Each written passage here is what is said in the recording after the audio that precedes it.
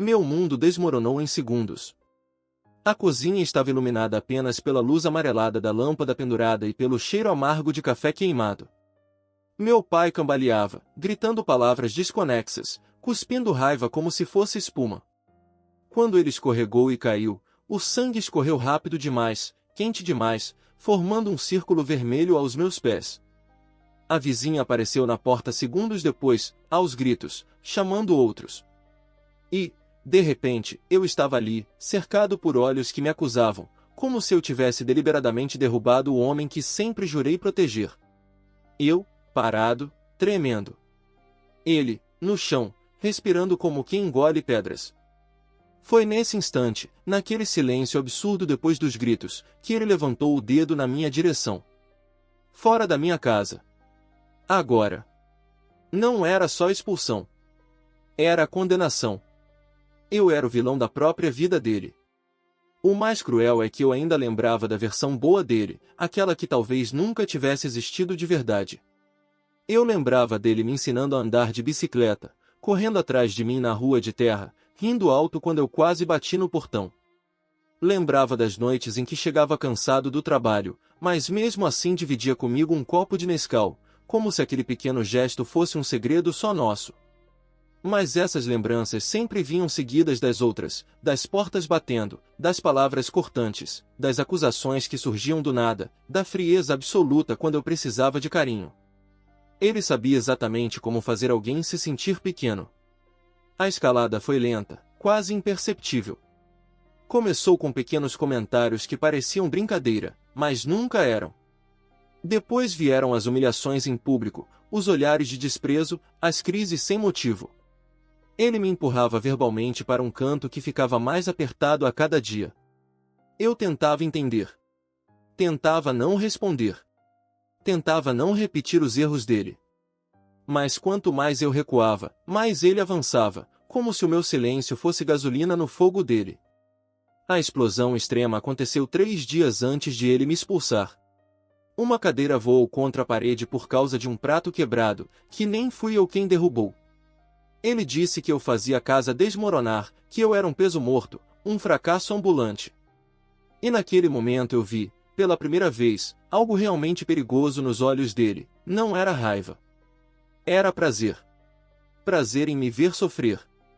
Depois da queda dele na cozinha, a polícia veio. Ambulância, vizinhos aglomerados, cochichos. Ele saiu da casa numa maca, mas consciente o suficiente para repetir a versão dele, que eu o empurrei, que eu o ataquei, que eu sempre fui violento. E eu? Eu só existia ali como um borrão tremendo. Os dias seguintes foram um inferno.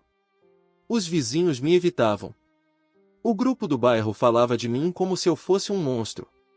Minha tia me ligou chorando, dizendo que não acreditava, mas que era melhor eu ficar distante até tudo acalmar. Do meu pai, vieram apenas mais acusações. Ele se fez de vítima com tanta perfeição que parecia ter ensaiado a vida inteira. Mas a queda dele, a real, ainda estava por vir. 3 dias depois, recebi uma ligação da polícia pedindo minha presença para prestar novos esclarecimentos. Meu estômago afundou. Cheguei tremendo, preparado para ser preso, mas algo no olhar do investigador me fez perceber que algo tinha mudado. Precisamos conversar sobre o que descobrimos na casa do seu pai. Quando ele abriu a pasta, eu entendi. Registros antigos. Reclamações de vizinhos. Relatos de agressões. Fotos antigas que eu nunca tinha visto. O mal não começou comigo.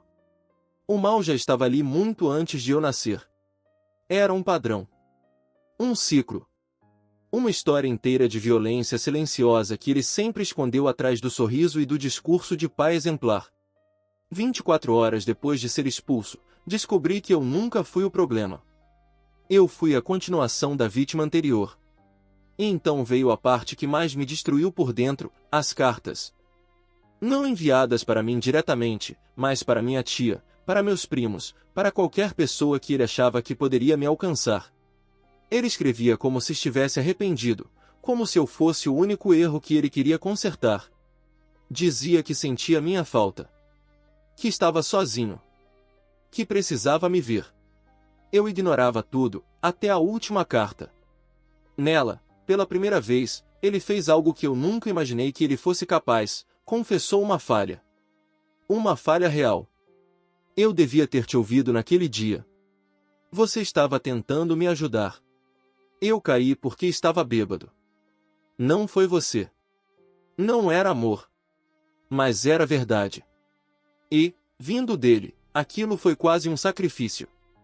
A reintegração começou devagar, cheia de muros invisíveis. Visitas rápidas. Conversas curtas. Um cuidado extremo para que nenhuma palavra saísse torta.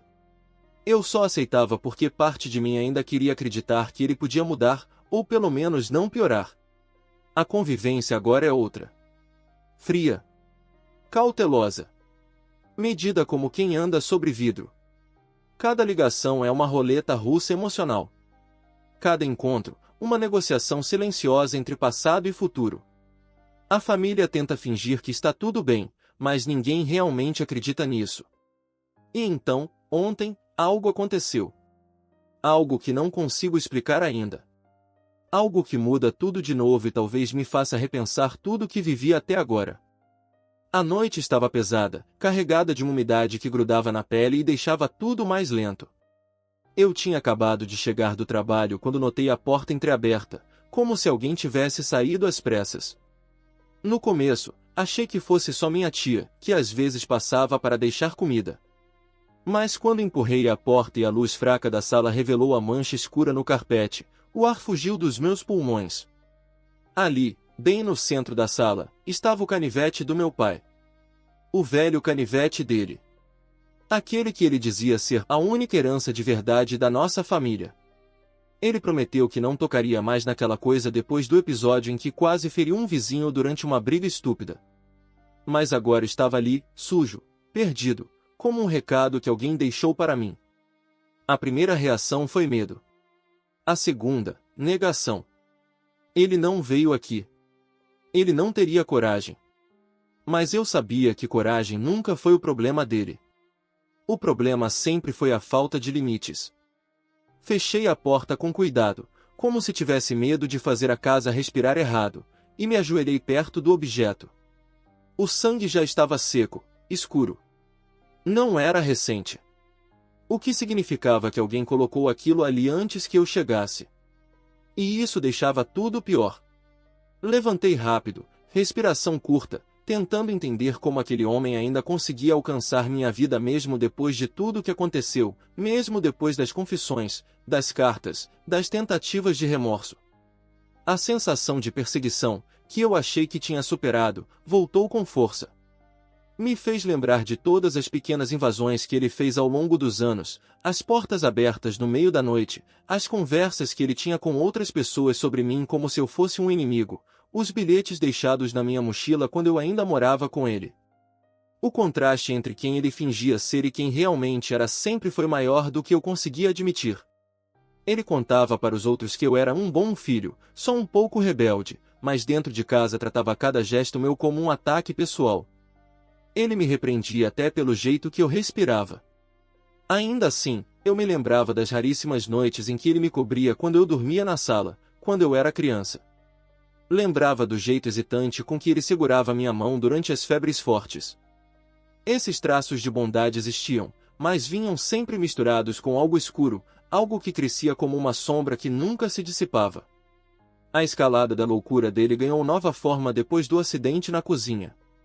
Ele parecia determinado a manter o controle emocional sobre mim, mesmo à distância.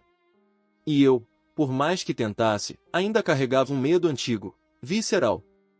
Aquele tipo de medo que não passa só porque você muda de casa. Quando vi o canivete, esse medo se materializou de um jeito quase físico. Frio. Gelado. Pressionado contra minha nuca pelo passado. A explosão extrema da parte 2 aconteceu naquela mesma noite. Eu estava decidido a chamar a polícia. Já tinha o celular na mão quando ouvi o barulho, um arrastar seco vindo do corredor. Congelei. Cada célula do meu corpo gritou para eu correr, mas eu fiquei parado, ouvindo aquele som de passos lentos, arrastados. Tem alguém aí, sussurrei, como se a voz pudesse me proteger. Nada. Depois, 3 batidas fracas na parede. Como se alguém estivesse apoiando a mão, tentando se equilibrar. Eu avancei devagar, coração acelerado. Quando alcancei o corredor, vi a silhueta. Uma figura curvada, respirando com dificuldade. Era ele. Meu pai. Pálido, sujo, com o olhar perdido e mãos tremendo como se carregassem o peso de uma vida inteira. Você deixou isso na minha sala? Perguntei, sem coragem de apontar o canivete. Ele não respondeu. Só me olhou com uma expressão que eu não reconheci. Não era raiva, nem arrependimento. Era medo. Medo dele mesmo. O corpo dele oscilou e eu corri para segurá-lo, mas ele caiu antes que eu alcançasse. Liguei para a emergência enquanto tentava mantê-lo consciente. Quando os paramédicos chegaram, o quadro era claro, ele estava intoxicado, confuso, debilitado. E então veio o detalhe que ninguém esperava: o sangue no canivete não era dele. A polícia voltou a me chamar. De novo. O bairro comentou mais. De novo. A família inteira entrou em pânico. De novo. As consequências sociais dessa nova situação foram ainda mais sufocantes. Voltaram a falar de mim como se eu fosse um imã para tragédias. Voltaram a se afastar. Voltaram a olhar com medo, com pena, com desconfiança. Era como se cada pessoa tivesse decidido que, já que meu pai era um problema, eu também devia ser. Mas a revelação que destruiu tudo veio no hospital. Um policial me chamou no corredor e disse que meu pai precisava falar comigo. Ele estava sentado, amarrado à maca, suando frio, com o olhar de alguém que viu demais. Ele vai te contar algo, o policial disse. Algo que vem de anos atrás. E então ele contou. Contou que o canivete era parte de um segredo antigo, um segredo que ele herdou do próprio pai. Contou que naquela casa onde ele cresceu, a casa que eu nunca conheci, existiu violência muito pior do que tudo que ele fez comigo. Contou que o canivete era um símbolo distorcido da única vez em que ele tinha tentado se defender, e falhou. Contou que, quando me expulsou, viu no meu rosto a mesma expressão que ele tinha quando tomou a pior surra da vida. Eu fugi da casa do meu pai, ele disse, voz trêmula. E quando você me olhou, achei que era você fugindo de mim. Mas eu não podia deixar. Eu não queria repetir. As cartas começaram a fazer sentido. O remorso, não. Mas o padrão, sim. Com o tempo, depois do hospital, ele tentou de novo se aproximar, desta vez com menos raiva, mais silêncio. E então, pela primeira vez na vida, ele fez algo que parecia um sacrifício real: entregou voluntariamente o próprio canivete para a polícia. Disse que não queria mais as correntes do passado. Foi absurdo. Inesperado. Quase humano. A reintegração começou ali, num corredor de hospital com cheiro de desinfetante. Não éramos amigos. Não éramos aliados. Mas algo se alinhou de forma estranha, como se estivéssemos reconstruindo ruínas com pedaços quebrados que não se encaixam mais. Conversas curtas. Visitas monitoradas. Uma trégua silenciosa. A convivência nova se formou como um terreno instável, um passo errado e tudo desaba. Mas, surpreendentemente, ninguém recuou. Nem eu. Nem ele. Nem a família, que agora tenta fingir que entende o que está acontecendo. Só que, na última semana, coisas estranhas começaram a acontecer. Pequenos sinais. Portas que encontro destrancadas. Objetos mudados de lugar. Vozes na rua chamando meu nome no meio da madrugada. E, ontem, recebi uma mensagem anônima. Ele não contou tudo. Você precisa saber o resto. Fiquei paralisado por longos segundos, encarando o brilho frio da tela do celular. Meus dedos tremiam tanto que quase deixei o aparelho cair. A foto era nítida demais, recente demais, próxima demais. Eu estava deitado de lado, exatamente como costumo dormir quando estou esgotado, com a janela entreaberta atrás de mim. A luz na foto era a mesma que deixo acesa no corredor para não tropeçar à noite. Aquilo não era montagem. Não podia ser. Alguém esteve na minha casa enquanto eu dormia. E, pior, alguém quis que eu soubesse. O ar pareceu sumir do quarto. Caminhei em círculos, esfregando as mãos no rosto, tentando organizar pensamentos que só escorriam como água. A foto, a mensagem, o canivete, meu pai entrando no meu apartamento cambaleando, tudo começava a se unir numa teia que eu não tinha pedido para entrar. Eu tinha medo de pensar no óbvio, mas o óbvio martelava na minha cabeça. Se ele mentiu sobre o canivete, mentiu sobre o resto também. E se ele não estava tão confuso naquela noite? E se aquela visita não foi um acidente? E se ele não estava sozinho? A lembrança do som arrastado no corredor voltou como um soco no peito. Naquele dia, eu só vi meu pai. Mas e se alguém estivesse com ele antes de eu chegar? E se essa pessoa fosse a responsável pela bagunça, pelos objetos fora do lugar, pelos sinais estranhos das últimas semanas? A cada passo dentro do apartamento, eu sentia a presença de algo que não pertencia ali. Uma inquietação profunda, quase instintiva, que deixava minha pele arrepiada. O contraste entre a segurança que eu achava que tinha construído e essa sensação de invasão era grotesco. Eu tinha passado anos tentando fugir da toxicidade do meu pai. Agora, parecia que o passado inteiro tinha decidido me seguir. Na manhã seguinte, antes que a luz do sol tocasse o chão da sala, fui ao hospital. Precisava ver meu pai. Precisava de respostas. Ele estava sentado, olhando pela janela como se observasse um mundo que não podia tocar. Quando entrei, ele virou o rosto devagar, com aquele olhar vazio que eu já conhecia desde a infância. Recebi uma foto minha dormindo, falei direto, sem rodeios. Alguém entrou na minha casa. Você sabe quem foi? O silêncio dele foi agressivo. Não um silêncio comum, mas um silêncio pesado, cheio de algo que ele tentava esconder. Só isso já era uma resposta. Não fui eu, ele murmurou, finalmente. Mas sei quem é. A frase me gelou por dentro. Quem? Exigi. Ele respirou fundo, como se estivesse tentando reunir coragem que nunca teve. Seu avô. A palavra caiu sobre mim como um trovão. Meu avô? Aquele que eu nunca conheci? Aquele que meu pai sempre descreveu como um fantasma do passado, um homem morto há décadas. Ele está vivo. Meu pai baixou o olhar, envergonhado, quase infantil. E ele voltou. Eu recuei 2 passos, sentindo uma náusea subir pela garganta. As peças começaram a se encaixar de um jeito doentio. O canivete herdado. O padrão de violência. A história mal contada de fuga. A sombra que meu pai carregava desde a juventude. O medo estampado no rosto dele quando entrou na minha casa. Ele não tinha ido lá para me machucar. Ele tinha ido me avisar. A escalada do terror familiar ganhou um novo formato. Não era só sobre minha relação com meu pai. Era sobre algo maior, algo enraizado, hereditário, que eu nunca quis conhecer. E agora estava no meu encalço. Ele me encontrou há algumas semanas, meu pai disse, apertando os dedos com força. Começou a me seguir. É obcecado por controle. Ele acha que a linhagem precisa ser mantida, que você deve ser moldado. A palavra moldado me deu um arrepio imediato. Então foi ele que esteve na minha casa? Meu pai assentiu devagar. E ele não vai parar. Ele nunca parou. A explosão extrema dessa parte aconteceu exatamente quando eu deixava o hospital.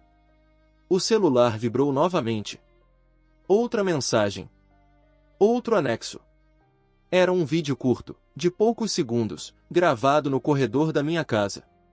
A porta entreaberta. A câmera se aproximando devagar. E então, minha própria voz dormindo. Respirando fundo. Vulnerável. No final, uma mão apareceu na borda da imagem. Uma mão velha, com veias saltadas e pele marcada pelo tempo. O mundo girou. Sentei no meio-fio, tentando recuperar o fôlego. Alguém passou por mim no estacionamento, me encarou por alguns segundos e depois acelerou o passo, como se eu fosse perigoso ou estivesse à beira de um surto. As consequências sociais voltavam a me sufocar. Sempre que algo dava errado, Parecia que todos estavam prontos para me rotular como o desequilibrado da história. A polícia, quando procurei, só piorou a angústia. Disseram que precisavam de provas mais concretas, que vídeos enviados anonimamente podiam ser armações, que talvez fosse um caso de perseguição imaginária por causa do estresse recente. Saí de lá me sentindo invisível. Vulnerável. Sozinho. A única pessoa que parecia entender era justamente quem menos merecia minha confiança, meu pai. Mas, por paradoxal que fosse, ele se tornou o único ponto estável em meio ao caos. E foi aí que veio a parte mais estranha, o momento altruísta dele. Naquela mesma noite, ele me ligou. A voz estava firme, lúcida. Ele vai te procurar de novo. Deixa que ele venha atrás de mim. Não atende a porta. Não fica sozinho. Era a primeira vez em toda a minha vida que ele falava comigo como um pai de verdade. Como alguém tentando proteger, e não dominar. No dia seguinte, meu pai pediu alta voluntária, algo que eu tentei impedir, mas ele ignorou. Voltou para a casa da minha tia. Pediu para reforçarem as fechaduras. Pediu para dormirem com a luz acesa. E quando eu o visitei, ele estava escrevendo algo num caderno, com uma concentração que eu nunca tinha visto nele. É para você, disse. Para quando tudo isso acabar. A reintegração, por mais absurda que fosse, estava acontecendo. Ele ainda era instável. Eu ainda desconfiava de cada frase dele. Mas, pela primeira vez, havia um inimigo maior do que nós dois. E esse inimigo tinha o meu sangue. A nova convivência entre nós era estranhamente funcional. Trocávamos informações. Cruzávamos detalhes. Tentávamos reconstruir uma história familiar que sempre foi cheia de buracos. Minha tia ajudava sem entender completamente. Os primos fingiam que não estavam morrendo de medo. Parecíamos uma família montando um quebra-cabeça macabro. Mas então, ontem, ele sumiu. Meu pai desapareceu da casa da minha tia. Apenas deixou a porta aberta e o caderno na mesa. Dentro do caderno havia uma única frase. Ele não quer mais você. Ele quer a verdade. E, hoje de manhã, recebi outra mensagem anônima.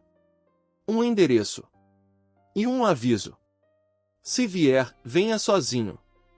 O endereço enviado pela mensagem ficava numa rua estreita, quase escondida atrás de um galpão desativado. Era o tipo de lugar que ninguém visita, o tipo de lugar onde segredos vão para apodrecer.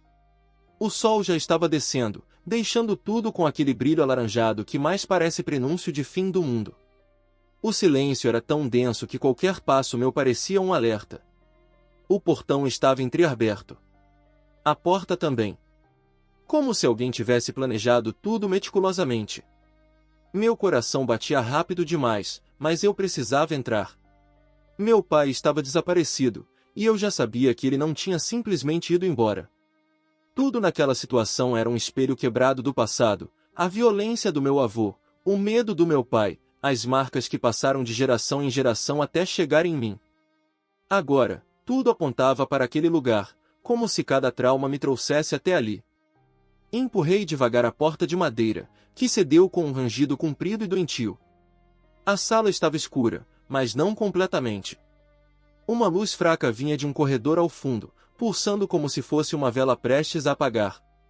Dei 2 passos e senti um estalo sob meus pés. Era vidro quebrado, um copo, talvez. O cheiro de mofo e ferrugem tomou a minha respiração. Você veio rápido. A voz surgiu atrás de mim, fazendo minha espinha congelar. Virei devagar. Um homem alto, magro, a pele enrugada como couro velho. Os olhos, meu Deus, os olhos, eram fundos, sombrios, mas havia algo vivo demais ali dentro. Uma chama cruel. Eu reconheci antes mesmo de qualquer explicação. Meu avô. Eu não o conhecia, mas sentia aquele sangue podre pulsando entre nós. Um reflexo distorcido, como se eu estivesse olhando para uma versão de mim envelhecida pelo ódio.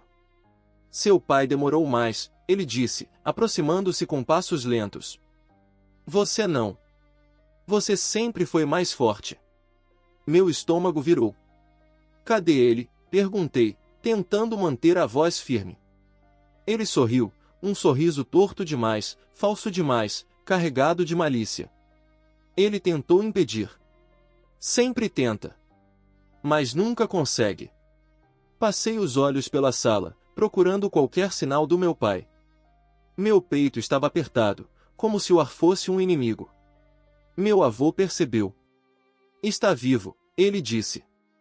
Por enquanto. Aquilo doeu como uma lâmina. Por que está fazendo isso? O que você quer de mim? Ele deu a volta, passando ao meu lado com a calma de quem controla o ambiente. Você não entende a família em que nasceu. Não entende o que começou muito antes de você existir. Seu pai tentou quebrar o ciclo e falhou. Você, por outro lado. Ele se aproximou tanto que pude sentir o cheiro azedo de sua respiração. Você pode ser moldado. A palavra que meu pai tinha usado. A mesma que me causou calafrios. Eu não vou ser nada como você. Meu avô deu uma risada curta, seca. Já é. O impacto da frase foi maior do que eu esperava.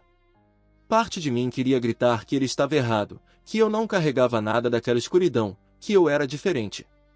Mas outra parte, a mais silenciosa, sabia que viver cercado de violência deixa marcas invisíveis. Cicatrizes que não aparecem na pele, mas que moldam gestos, pensamentos, reações. Ele continuou caminhando pelo cômodo como se estivesse me analisando. Seu pai tentou fugir de mim, e falhou. Você tentou fugir dele, e falhou. A verdade é simples, nós nos repetimos. Sempre. A luz fraca do corredor piscou, iluminando algo no chão. Uma mancha escura. Minha garganta travou. Ele está lá, meu avô disse. Ainda respirando. Eu deixei esse presente para você. Um último teste. Por um instante, pensei que meu corpo fosse desmoronar. O medo do passado, o trauma do presente e a incerteza do futuro se misturavam numa dor esmagadora. Caminhei pelo corredor devagar, como se atravessasse um túnel profundo. Quando cheguei ao quarto, vi meu pai sentado no chão, amarrado, mas consciente. Os olhos dele estavam arregalados, implorando. Não faz o que ele quer, meu pai sussurrou. Por favor. Meu avô apareceu atrás de mim, segurando algo que eu não queria ver, o canivete. O mesmo que ele disse ter usado para se defender na juventude. O mesmo que agora brilhava com uma intenção muito mais sombria. Você decide como essa história termina, ele disse. Era isso. O ciclo. A escolha. Repetir o passado ou quebrá-lo. Meus olhos se encheram de lágrimas que eu nem percebi brotarem. Meu pai tremia, mas sua voz foi firme quando disse. Não é você quem ele quer. É o que você pode se tornar. Não deixa ele te transformar. Meu avô estendeu o canivete, oferecendo-o como quem entrega uma coroa. Prove que pertence a essa família. Eu senti meu corpo inteiro pulsar. As memórias vieram como flashes violentos, meu pai me expulsando ensanguentado, me acusando, me humilhando, mas também me cobrindo numa noite de febre, me segurando quando eu quase caí aprendendo a andar. Eu vi a versão dele criança, apanhando de um homem igual ao que estava diante de mim. Vi o terror atravessando 3 gerações. E percebi que a única forma de vencer aquilo era não entrar no jogo. Respirei fundo. Segurei o canivete. E o deixei cair no chão. O som metálico ecoou como um tiro. Meu avô avançou, furioso, mas meu pai, aquele homem quebrado, falho, instável, usou o pouco de força que tinha para derrubá-lo. Os dois caíram no chão, e eu corri para soltar meu pai. Meu avô se levantou, tentando atacar de novo, mas dessa vez fui eu quem ficou entre eles. Acabou, eu disse. Você não manda mais em ninguém. Ele riu. Riu como quem sabe que perdeu. Riu como quem esperou uma vida inteira para esse momento. E quando a polícia invadiu a casa, graças à denúncia anônima feita por minha tia, que desconfiou do sumiço do meu pai, meu avô tentou fugir, mas foi contido rapidamente. As consequências legais foram imensas. Sequestro. Ameaça. Invasão. Histórico de violência. O bairro inteiro ficou em choque. Os comentários começaram e não pararam por semanas. Meu avô virou uma lenda urbana viva, o velho lunático que ressurgiu para assombrar a própria família. Meu pai foi levado ao hospital, e pela primeira vez, a cidade olhou para ele não como um vilão, mas como uma vítima também. O alívio depois de tudo foi estranho. Quase silencioso demais. Parecia que o mundo tinha parado, como se estivesse tentando entender o que aconteceu. Eu ia visitá-lo todos os dias. Falávamos pouco. O vazio era grande, mas havia paz. Um mês depois, ele me entregou o restante daquele caderno. Páginas e páginas contando toda a verdade sobre o passado dele. Tudo o que ele passou. Tudo o que tentou evitar que eu repetisse. Ele disse: eu nunca fui forte o suficiente para te proteger dele. Mas você foi forte o bastante para nos salvar. Hoje, vivemos uma convivência nova. Cautelosa, mas real.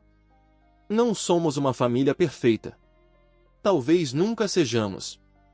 Mas, pela primeira vez, somos livres. E, às vezes, no fundo de tudo isso, eu ainda me pergunto: